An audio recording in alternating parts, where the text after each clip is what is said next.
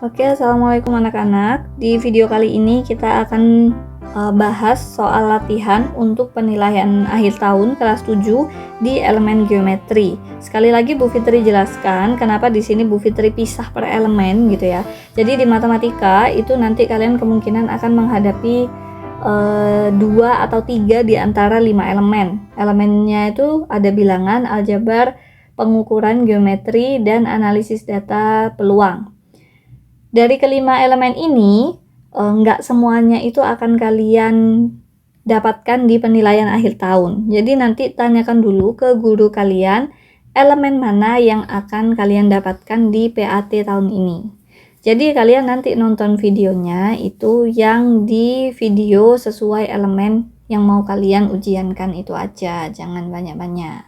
Terus selanjutnya di sini Bu Fitri juga menyediakan latihan soal gitu ya. Jadi sebelum nonton videonya, coba scan link ini dulu. Kalian nanti akan dihadapkan ke pilihan link ya. Kalian pilih latihan soal PAT yang elemen ini dan kalian masuk ke situ. Nanti kalian akan dihadapkan ke Google Form. Kerjakan Google Form-nya. Di akhir Google Form kalian akan dapat skor.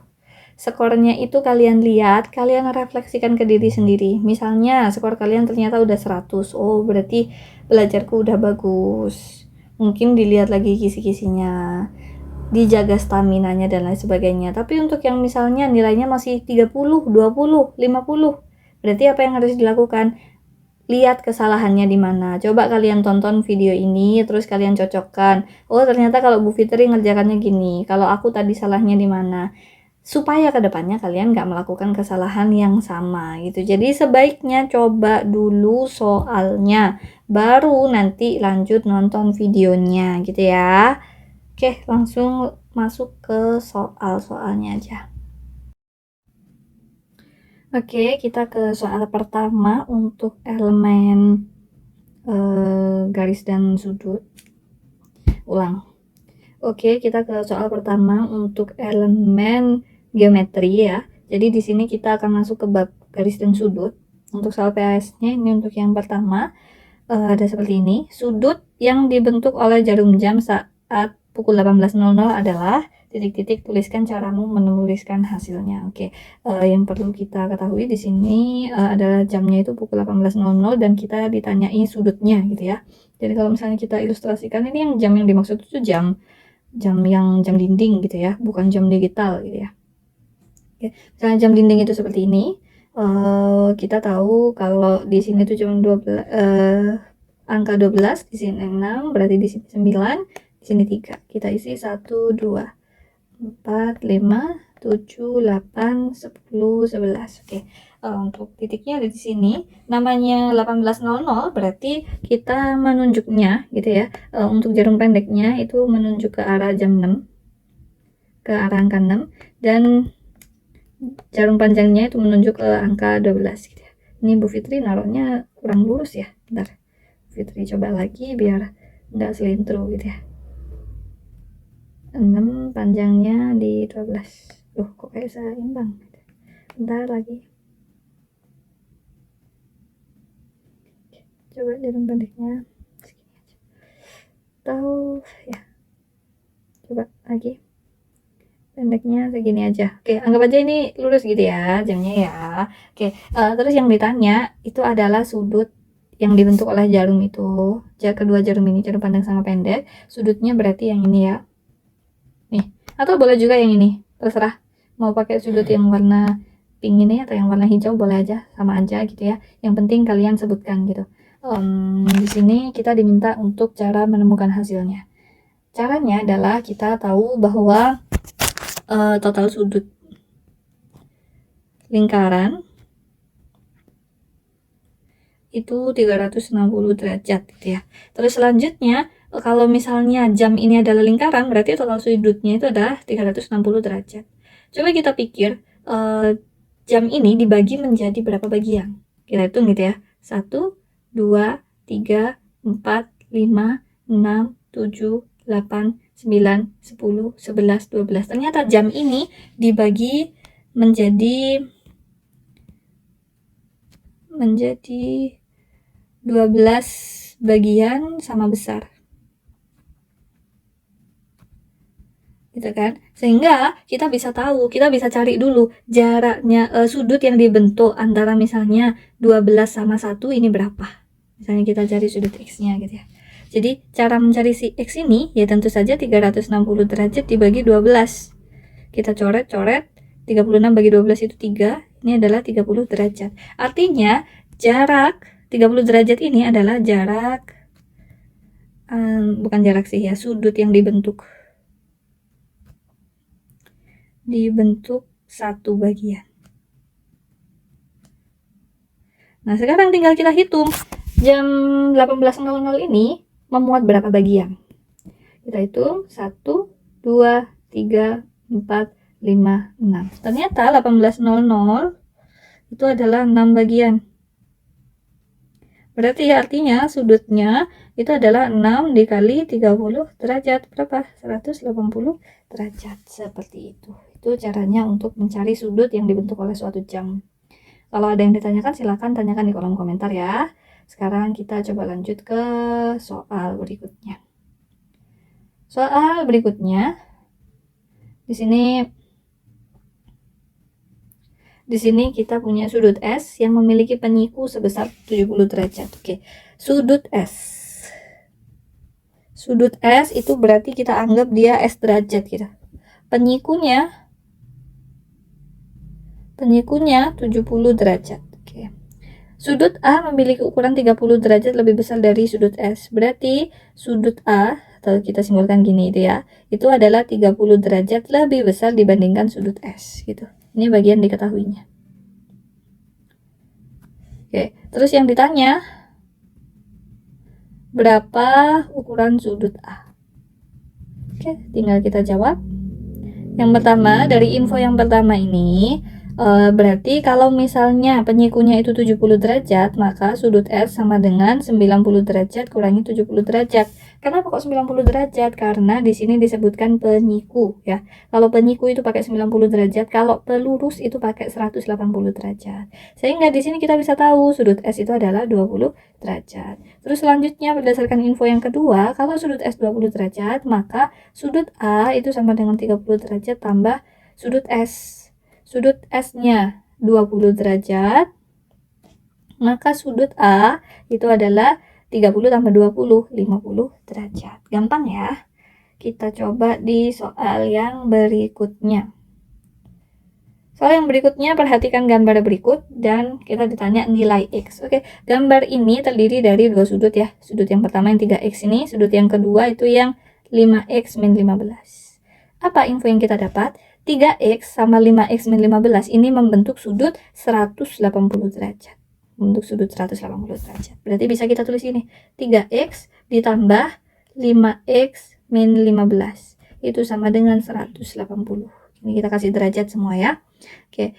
Dan di sini kalau misalnya kita hilangkan tanda kurungnya, berarti kita punya 3X tambah 5X min 15 derajat sama dengan 180 derajat.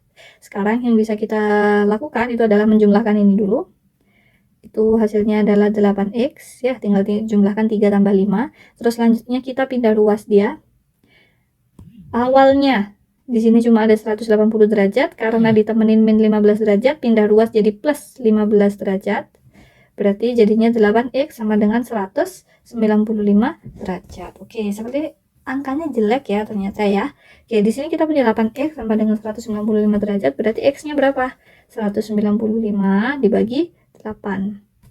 195 bagi 8 berarti kita pakai behind the scene. Behind the scene-nya kita pakai porogapit gitu ya. 1 bagi 8 nggak bisa, berarti 19 bagi 8. 2 kali 8, 16. 3, 9 kurangi 6, 3 ya. Terus 5-nya turun. 35 bagi 8, itu ada 3 juga ya. 3 kali 8, 24. Gitu ya. 5 kurangi 4, 1. 3 kurangi, maaf. Fitri salah, berarti kita bisa pakai 4. 4 kali 8, 32. Kita kurangi gitu ya. 3. Sehingga di sini sisanya masih 3, berarti masih bisa kita lanjutkan. Mau nurunin yang lain nggak bisa karena di sini udah habis gitu ya. Berarti di sini kita tambahkan 0, di atas kita tambahkan koma. 30 bagi 8, ada 3, 3 kali 8, 24, kita kurangi 6, dan seterusnya. Anggap aja di sini langsung pakai satu angka di belakang koma aja, sehingga hasilnya itu adalah 24,3 derajat. Itulah besarnya X. Udah selesai. Kalau ada yang ditanyakan bisa tanya di kolom komentar. Kita lanjutkan dulu ke soal berikutnya. Soal berikutnya, perhatikan gambar berikut. Oke, di sini ada garis transversal ya. Ini garis transversal ini. Garis transversal, garis yang memotong dua garis sejajar. Berarti yang ditanyakan di sini X tambah Y. Berarti kita harus nyari besarnya 2Y ini berapa, 3X ini berapa. Oke, berdasarkan pengetahuan kita di garis transversal gitu ya. Kalau ini 120 derajat, maka lawannya itu juga 120 derajat. Bertolak belakang mereka ya. Kalau yang di sini 120 derajat, maka seberang dalam ini juga 120 derajat. Kalau ini 120 derajat, berarti ini dan ini berpelurus. Kalau berpelurus artinya 2Y, maaf Bu Fitri pakai tinta hitam aja. 2Y ditambah 120 itu sama dengan 180 derajat. 2Y sama dengan 180 derajat dikurangi 120 derajat. Paham ya ini ya? Ini cuma Bu Fitri pindah ruas, 120 derajatnya awalnya plus, kalau pindah jadi minus. Sehingga akhirnya 2Y itu sama dengan 60 derajat, Y-nya sama dengan 30 derajat. Udah ketemu Y-nya. Terus sekarang kita tinggal cari X. Kalau kita pakai prinsipnya bertolak belakang, maka kita bisa tahu bahwa si 2Y ini itu pasti sama besar dengan 3X. Berarti bisa kita tulis gini. 2Y itu sama dengan 3X. Padahal Y-nya itu 30, berarti 2 kali 30 itu sama dengan 3X. 2 kali 30 itu 60, itu sama dengan 3X. Kita pindah ruas, awalnya perkalian, kita pindah jadi pembagian. 60 bagi 3. Sehingga jadinya X itu sama dengan 20. X-nya sudah ketemu, Y-nya sudah ketemu, berarti tinggal kita jawab ini. X tambah Y, berarti 20 tambah 30, berapa? 50 derajat. Sudah. Itu untuk soal yang ini. Kalau ada pertanyaan silahkan tanyakan di kolom komentar. Sekarang kita lihat soal nomor 7. Soal nomor 7, di sini ada garis transversal lagi ya. Garis yang memotong dua garis sejajar. Berdasarkan gambar tersebut yang merupakan pasangan sudut berseberangan luar adalah gampang ya. Kalau kita dikasih tahu luar, berarti pilihannya cuma ada 1, 4, 2, 3. Nah, itu sudut luar. Sekarang kita cari yang berseberangan. Kalau 1, itu berseberangannya berarti sama 3. 1 dan 3. Kalau 4, berarti berseberangannya sama 2. 4 dan 2. Sudah selesai. Gampang kan soal yang ini? Kalau sudut yang 2, 1, 3, 4 itu apa berarti? Oh, maaf. Ulang dari awal. Oke, di soal ini kita dapat garis transversal lagi. Di sini ada sudut P 1, 2, 3, 4 dan sudut Q 1, 2, 3, 4 juga. Yang ditanya di sini adalah pasangan sudut berseberangan luar. Oke, sudut berseberangan luar. Pertama, kita harus tahu dulu sudut berseberangan luar. Sudut luarnya itu yang mana? Luar itu adalah yang ini sama ini. Berarti P14 sama Q23. Sekarang kita lihat P1 pasangannya untuk berseberangannya sama yang mana? Sama 3, bukan sama 2. Kalau 1 sama 2 itu nggak berseberangan. Itu mereka sepihak. Kalau 1 sama 3 itu berseberangan, berarti P1 itu sama Q3. Kalau P4 berarti sama Q2. Udah, itu adalah pasangan sudut berseberangan luar. Kalau P1 sama Q2 berarti apa?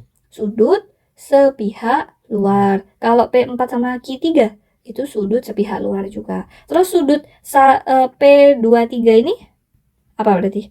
Ini sama ini. Ini adalah sudut dalam. Ya, sudut dalam itu yang mana sih? Sudut dalam itu yang diapit sama garis sejajarnya. Itu sudut dalam semuanya. Status berseberangan dan sepihak sama. Dibaca lagi ya nanti tentang sudut sepihak, berseberangan, dan sehadap. Oke, itu untuk soal yang ini. Sepertinya sudah ya soalnya ya. Oh, masih ada lagi. Nih, gambarlah satu garis AB yang di tengahnya terdapat titik P dan Q secara berurutan. Berapa ruas garis yang terbentuk dari garis tersebut? Oke, ini gampang sebenarnya. Gambarlah satu garis AB. Kita gambar ya. Oke, nih, namanya garis berarti harus ada titik. Maaf, ini Bu Fitri salah. Berarti ini titik A, ini titik B. Terus kita disuruh bikin titik di tengah. P dan Q. yang ditanya berapa ruas garis yang terbentuk dari kerjaan kita ya barusan itu. Ruas garis itu adalah garis yang dibatasi oleh 2 titik gitu ya. Berarti di sini ada ini ruas garis pertama yang dibatasi A sama P, ruas garis kedua yang dibatasi P dan Q, ruas garis ketiga yang dibatasi Q dan B. Kita namai AP, PQ, QB. Berarti ada berapa ruas garis? 3 ruas garis. 3. Ya. Apakah masih ada soal lagi? Sudah habis. Untuk elemen geometri kita sudah selesai bahas garis dan sudut gitu ya. Semoga hasil pembahasannya ini membantu untuk persiapan PAT kalian. Jangan lupa untuk latihan terus, baca banyak soal. Kalau ada soal yang mau didiskusikan juga kirim aja ke link yang ada di description box ya. Sudah kita tutup dulu untuk pembahasan soal elemen geometri.